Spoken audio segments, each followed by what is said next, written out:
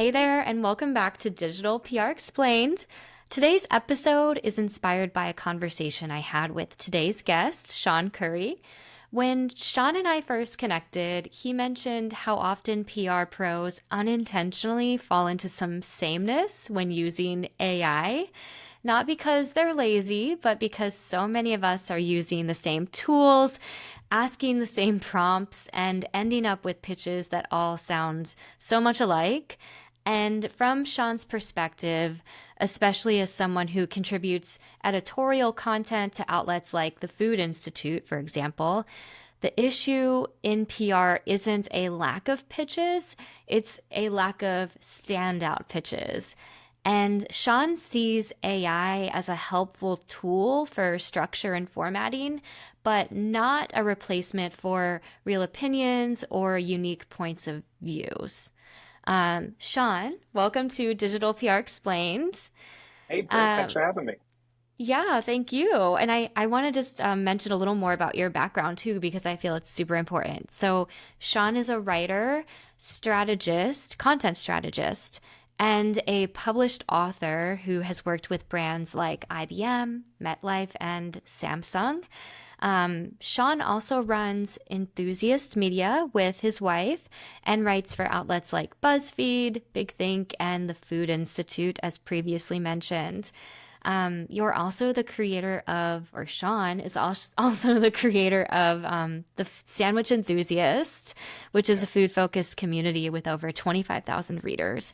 I'm sure we'll talk about that too. I personally would love to. Big sandwich enthusiast here. So you're in great company.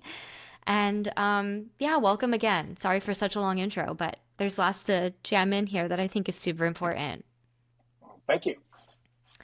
So, to keep us focused, I thought I'd first ask you, um, as a writer for the Food Institute, when you're receiving PR pitches, what are some um, tells that make you say, oh my gosh, this was definitely written with the assist of AI, and you immediately trash that PR pitch, maybe, for example? Like, what are some common mistakes that just stand out to you and say, and scream, this person used AI to help write this pitch? The biggest thing I think that screams this is an AI pitch that isn't worth your time is when they the pitch doesn't really say anything. The text that is sent to me is all grammatically coherent. It sounds very polished, but when you read it and then you take a step back and you think what was actually said, nothing is really said. There's no line in the sand, there's no stake in the ground. There's nothing that the person sending the pitch is staking themselves on or saying like this is the opinion I have. There's lots of things that can show me that something's written by AI. Lots of M dashes, lots of emojis, that kind of thing. There's certain words that people talk about. Oh, I saw that XYZ empowers people to do something that's probably AI. I have a little bit of a tolerance for that kind of thing, so long as the actual thing being said is worthwhile. I did a piece for the Food Institute over the holidays about Coca-Cola did a big AI generated ad campaign for holidays are coming, that whole thing they do every year, and I wanted to I the article started out with kind of the online reaction to this article to this advertisement, but then I wanted to say, okay, how can AI actually be used in the food industry? And I ended up talking about safety controls and transportation and logistics and lots of like good business use cases. But the pitches I got for that article specifically, I was overwhelmed with pitches. And so many of them were very clearly written by AI because AI is a hot topic. This is an article about AI, and someone just wanted to get a name into an article. But the things that were being sent to me, it was more like a summary of what AI is being used for. And again, it was because of such a huge amount of pitches I received. Most of the pitches I received were just summarizing how it's already being used, and no one's saying, here's a great idea, here's what people need to be doing, here's what we've done, here's what we do. It was all just, it was as if someone had asked Google, how is AI being used in the food industry, and then summarized all the articles that they received back, which is essentially what AI is doing. It is taking a huge data sample, which is everything on the internet, and it is summarizing what is happening. It doesn't feel like a person is telling me their opinion. It feels like a summary of search results. That what I received so many like that with that article in particular, and that is what makes me say this pitch is not for me. Yeah, that's a great point. So I'll link to this article too in the show notes so listeners can read it and check it out. But it's so funny because to me, like this article is about you introduce how, Coca-Cola, their yearly ad campaign, they used AI, and I believe it was a lot of critiques about the campaign using AI for spectacle rather than substance. And Yes. meanwhile, you were looking for commentary that provided substance that you could, incorporate into this article about the topic. And the irony of people sending you just like more AI jargon to Yeah. incorporate into this article is A, sad, but also kind of funny. So I'm Yeah. sure you started to see like this weird sameness of responses, and that's how you were able to tell, like, oh my gosh, these PRs just went to AI, whatever AI tool they're using, and asked for applications of AI in the food industry and copied and pasted what they shared. So yeah, don't do that, guys, please. I mean, the thing I always say is that we're not short on pitches. Our problem isn't that we don't have enough pitches. Our problem is that we don't have enough good pitches. We need something that will punch up the article that we're writing. It's not something safe or generic. If it's what anybody could say, then why am I going to include it in the article? I could get it from anybody. Why am I going with you specifically in your source? Mm-hmm. So opinions are important, and making sure that, well, encouraging as a PR person, working with the spokesperson or the expert to gather specific examples and opinions related to the topic at hand, right? I believe I saw that somebody also referenced some data that they had. I wish I would have noted exactly what they said, but that's an example too that personally or a strategy or like, a way to provide substance instead of AI jargon or just Mm-hmm. bland information, right? Is there any internal data or even external data that your source or expert can share and provide their own perspective on that could add substance to that article? Is there anything else that you like, any other things that PR should think about when they're trying to add substance and expert commentary that'll actually be useful to you? Absolutely. It's something I always try to keep in mind with kind of not my outlet writing work, but more of my marketing work is what is it about this source that they can say that somebody else can't? You Hmm. know, in the you know, in the advertising, which is and marketing, which is more of what I do than PR. If let's say I am trying to put something together for Nike, what can Nike say that Reebok can't? What can Coca-Cola say that Pepsi can't? That, especially when you get to that level um, of a brand or a source or an authority, um, everything can be very similar at a certain point because everyone's trying to reach the same audiences with similar products at a certain point. You need to give someone what is it about what I'm saying or what I'm offering that my competitor cannot say. The best lesson I ever got about it was one of my very early career jobs was at a social media marketing agency, and I was making social media content for an energy drink. And my creative director at the time, myself, and the art director I was paired with, we put together some post, and it was. I don't even really remember the content of the post. Really, should tell you how memorable the idea I had at the time was. And my creative director just covered up the the logo of our energy drink and just put Red Bull or put Monster Energy or something over it instead, and said, "What? How is this piece of content different now?"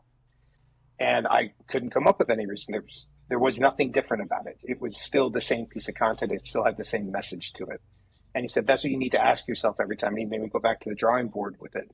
Um, that's what anyone who has any kind of message needs to be asking themselves. If you're a PR representative, if you're a marketer, if you're a brand manager, whatever it is, what is it that you have to say that somebody else that you're competing with, that your competitors cannot say? Why can't Monster Energy say this? Why can't Apple say this? Why can't Nike say this? And if you're a PR rep, why can't the someone representing the brand that you're competing with say this? What is a specific thing that you can say or your source can say? That's such a good example. It's so funny how certain things just stick with you throughout Yeah, your career in so many different applications, too. Well, I think let's maybe tap into that content strategist sure. expertise of yours. And I'd love to know, are there any other tips that you think PRs can learn from the knowledge that you have on content strategy in general? And I know that's a very broad question, but Sure. what's a tip maybe that you think PRs can benefit from? Because we're not always thinking from a content strategy perspective. Well, if I were a PR rep, I was repping a source, and uh, I wanted to get my source in there. Something original. This is so. I'm sure this is such a surface level. Every person giving PR's advice on this says it, but something original, something that again only they can say. But as I say that, I think of there's one or two guys who almost always respond to me when I put out some kind of food related thing, and they're not always. They almost always respond to me, and they're not even usually. In fact, I don't think they've ever actually their background has been relevant to the thing I'm pitching. But how they pitch me, it's very clear to me that this is one person who's pushing their business, and they are answering honestly, and they're doing their best to provide value. But what always strikes me about them is that this is clearly something this person is passionate about. He's repping himself. Both of them are men. Obviously, men or women can do this, but um, they're repping themselves. They're pushing their own business, and they are. I can see them working it, and I can see them trying it. And I'm always willing to at least listen to them and hear them out. Sometimes they have something that I can really use. Sometimes they can't. But even if it's not something that is, even if their background doesn't line up perfectly with what I'm writing about, they often have just enough kind of ambient knowledge of the food industry that they can offer some kind of unique take on what I'm writing about. And I've used them in a couple of articles. Like I said, I don't use them in every article I write, but I think that gets back to the originality thing. They bring an actual opinion. Um, AI, even I don't think these two use AI in what they do, but even if they were using AI to write the idea they had the idea.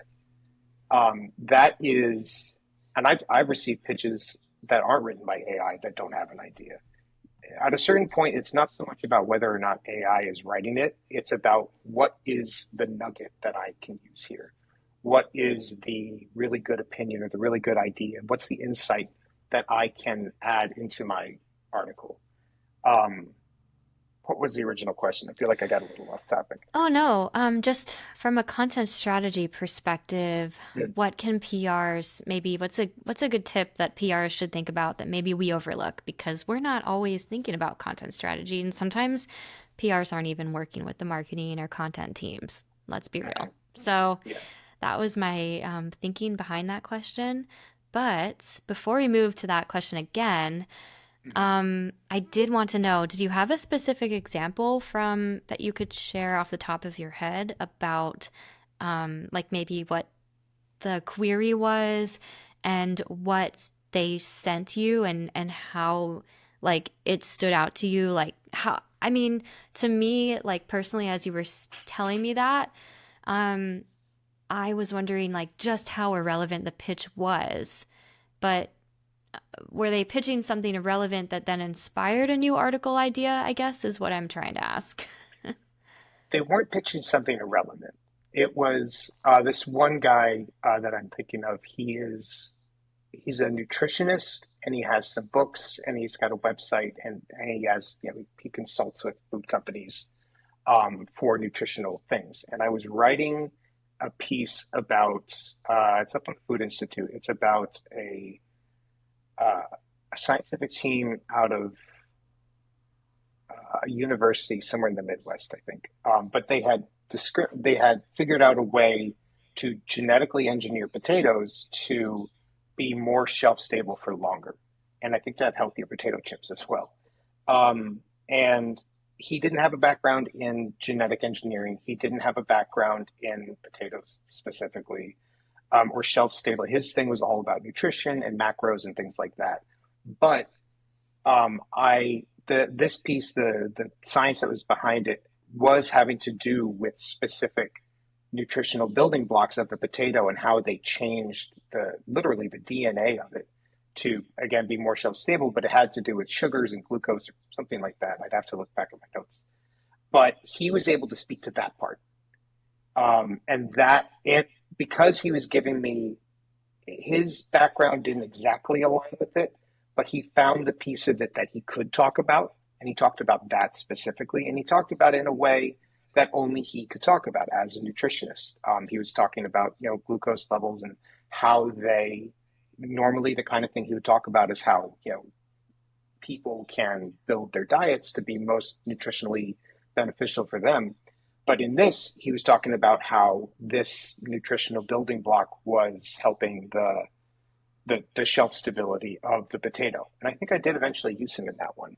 And he's given me a few other ones, and I always open his That's because really I know, smart. yeah, Yeah. because I know that he has actually put thought into this. Um, Whatever it may not be usable, but I know that I'm not going to waste my time reading it. I know I'm not going to get to the end of his pitch and just say there's nothing really here. He actually gives me something to think about when I open his pitches. Yeah, it adds to your story and Mhm. still relevant, of course, and makes me think of too for the person that I represent who's a social media expert. We'll even look at queries where, someone like who is a culture reporter, for example, is writing about like a new trend that they're seeing, and they might have not even mentioned that they're seeing it like from TikTok or Instagram or Facebook or whatever. They're just saying, like, here's a new trend. People are, I don't know an example off the top of my head, but then we bring her in to say, okay, why do you think this is trending? It's probably trending because of TikTok, or there's got to be some buzz on it because of like a TikTok meme or whatever. Don't speak social media and it's showing, but this is why I rely on her to gather her thoughts and then Well, craft a TikTok meme is commentary. appropriate enough. Perfect. Yeah. But yeah, so that's, I guess, yeah, that's a really good lesson for PRs too, to keep in mind that even if a journalist or a reporter, writer is asking for a specific expert, if you can lend expertise that might even provide like a new perspective. And of course, is still Hmm. credible. You're still a qualified expert to be speaking to that topic. Like, don't go too far away from the topic at hand, obviously. Why not submit your thoughts? Because it could stand out from the AI jargon, and also it Yeah. could provide a new element to the story that the journalist is writing that they might have not thought of before. So Hmm. I love that example. I'm so glad that came Yeah. up. I mean, I didn't know. I never know what I don't know. That's when you're writing something like this. That's something I always try to keep in mind. I don't know what I don't know. Um, I know what I think this article is about, but I have no idea what's going to come along and change my entire interpretation of a topic or add some bit of flavor that I wouldn't have even known to look for otherwise. He saw that opportunity and he took it there. Yeah.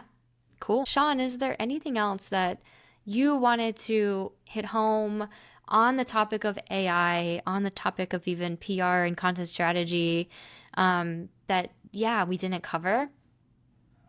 Yeah, it's more of a, I guess, rehashing everything we've already talked about. But the thing I always say to anybody who's willing to listen is all of these AI tools and models and everything that we have is based on like five or six LLMs, really. I know OpenAI has one. I think Facebook or Meta has one. Google has one, and there's a couple others. DeepSeek now, so maybe there's six or seven now, but it's not a lot. And they're all trained on the same data sets, which is tons of copyrighted material and everything that was on the internet up until some year.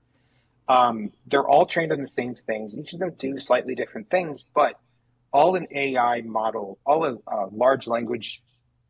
sorry, large language model is a very good prediction machine.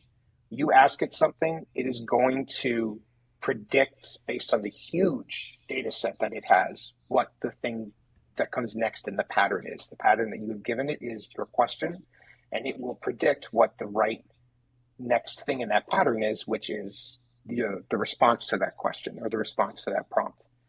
If we keep asking the same questions of the same models, even across all the different tools that we have, they're all based on the same half dozen or so models. If we keep asking the same questions of the same models, all trained on the same data, then we're all going to continue getting the same answers. It's not going to be interesting. It's not going to be new. It's not going to be exciting. There's going to be no stake in the ground. There's going to be no risk of being wrong. I think that's the other thing that you spot all the time with these AI generated pitches is they're so safe. There's no there's no risk to what they're doing. And even just having an opinion, you risk being wrong. But that's what makes it interesting. That's what makes people want to engage with it. If you don't have an opinion, all AI will help you do is not have an opinion faster and more efficiently. It can't give you an opinion. You have to come to it with that first. That is wonderfully said. Thank you so much for stating that, Sean. Where can my listeners find you if they want to keep up with your work and also your just general thoughts and expertise on content strategy as well? I'm Sean Curry one pretty much everywhere online, and my website is sean-curry.com, SEAN-curry.com. And the consultancy that I run with my wife is enthusiast-media.com. Perfect. Great. Well, thank you again, Sean. It's been a wonderful conversation. Great. Thanks for having me on, Britt. Can't wait to see the episode.